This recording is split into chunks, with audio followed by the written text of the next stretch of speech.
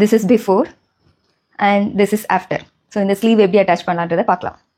First step, garment wrong side turn பண்ணிக்கோங்க. turn பண்ணிட்டு side seam partல ஒரு 2.5 inches or 2 inchesக்கு seam open பண்ணிக்கோங்க. Next step, கொடுத்திருக்க sleeve fabric கரெக்டா இப்படி fold பண்ணிருங்க. fold பண்ணிட்டு இந்த center folding line நீட்டா iron பண்ணிருங்க. open பண்ணி பார்த்தா இந்த sleeve ஓட center line நமக்கு கிடைச்சிரும். next step, என்னோட basic sleeve pattern trace பண்ண போறேன். so இந்த sleeve pattern எப்படி போடணும்ன்றது சுரேஷன் ஃபேஷன் டிசைனிங் ஆப்லயும் யூடியூப் சேனல்லையும் நான் ரிலீஸ் பண்ணிருக்கேன். நீங்க அதோட ஃப்ரீ கிளாஸ் பார்த்துக்கலாம். உங்க கொடுத்திருக்க லென்த் நியர்லி 9.5 inches. எனக்கு வந்து ஜஸ்ட் ஒரு 5.5 inchesக்கு லென்த் இருந்தா போதும். இதை அப்படியே ட்ரேஸ் பண்ணிட்டு போறேன். ஸோ இப்போ பேக் லைன் வந்து ட்ரேஸ் பண்ணிட்டேன். நெக்ஸ்ட் ஃப்ரண்ட்டை ட்ரேஸ் பண்ணணும். ப்ளேஸ் பண்ணிட்டு ஃப்ரண்ட்டையும் இதில் ட்ரேஸ் பண்ணியாச்சு. நெக்ஸ்ட் இங்கே கொஞ்சம் கம்ஃபர்டபுளாக இருக்கணும் கார்மெண்ட் அப்படின்றதுனால 0.25 ஈஸ் அலவன்சஸ் கொடுக்குறேன். அண்ட் சீம் அலவன்சஸ் வந்து டாப்பில் ஒரு 0.75 inches சீம் அலவன்சஸ் இருந்தது, அதனால அதை எக்ஸ்டெண்ட் பண்ணிட்டேன். நெக்ஸ்ட் ஸ்டெப், இது மேலே சீம் அலவன்சஸ் நம்ம கொடுக்கணும். ஸோ 1/2 inch சீம் அலவன்சஸ் நான் கொடுத்துக்கிறேன். இப்போ நம்ம கொடுத்துருக்கிறது இந்த பேக் ஆர்ம் ஹோல்க்கான சீம் அலவன்சஸ். இப்போ ஃப்ரண்ட் ஆர்ம் ஹோல்க்கான சீம் அலவன்சஸ்.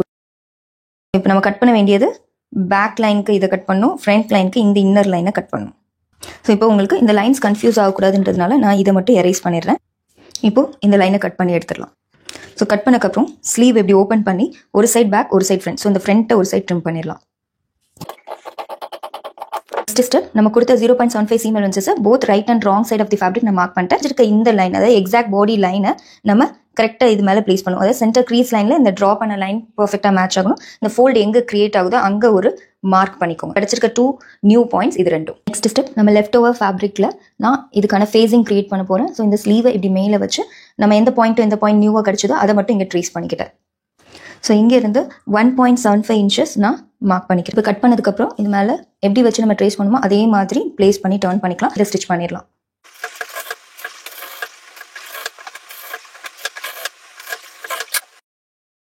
அந்த ஃபேஸிங் லைன் கிட்ட ஒரு சின்ன cut, right side facing together. So இப்போ back part and front part ரெண்டுமே மார்க் பண்ணி பின் பண்ணியாச்சு. இதில் நான் ஸ்டிச் பண்ணிட்டு காட்டுறேன். ஸோ அட்டாச் பண்ணியாச்சு. நெக்ஸ்ட் ஸ்டெப், இந்த எட்ஜை லைட்டாக ஃபோல்ட் பண்ணி நான் அயன் பண்ணியிருக்கேன். ஸோ அயன் பண்ணிட்டு உள்ளே வந்து இந்த மாதிரி ஃபியூசிங் டேப் கொடுத்துருக்கேன். அயன் பண்ணிக்கலாம். வேணும்னா இதில் நீங்கள் ஹேண்ட் ஹெம்மிங் பண்ணிக்கலாம். ஸோ ஸ்லீவ்லேருந்து இதை கனெக்ட் பண்ணிக்கலாம். நெக்ஸ்ட் ட்ரெஸ்ஸை வந்து இந்த மாதிரி வியர் பண்ணி பாருங்கள். வியர் பண்ணிட்டு இந்த நெக் பாயிண்ட் இங்கேருந்து இந்த கேப் இதுக்குள்ளே டிஸ்டன்ஸை மெஷர் பண்ணுங்கள். ஸோ எனக்கு இங்கே கரெக்டாக 2 inches இருக்குது. ஸோ 2 inchesக்கு நான் ஒரு ஸ்ட்ராப் கனெக்ட் பண்ணிக்க போகிறேன். 3x2 inchesக்கு ஃபேப்ரிக் கட் பண்ணி அதை எப்படி ஃபோல்ட் பண்ணியிருக்கேன். ஸோ இப்போ ஸ்டிச் பண்ணியாச்சு.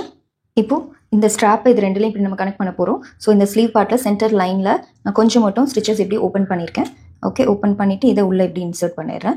1/2 inch உள்ளே போகிற மாதிரியும் இன்னொரு 1/2 inch கரெக்டாக இதில் இப்படி ஃபோல்ட் பண்ணி இங்கேயும் நான் ஸ்டிச் பண்ணிட போகிறேன். ஸோ இப்போ நீட்டாக அட்டாச் பண்ணியாச்சு. ஓகே, இது ராங் சைட், ரைட் சைடுமே ஃபினிஷிங் நீட்டாக கம்ப்ளீட் பண்ணியாச்சு.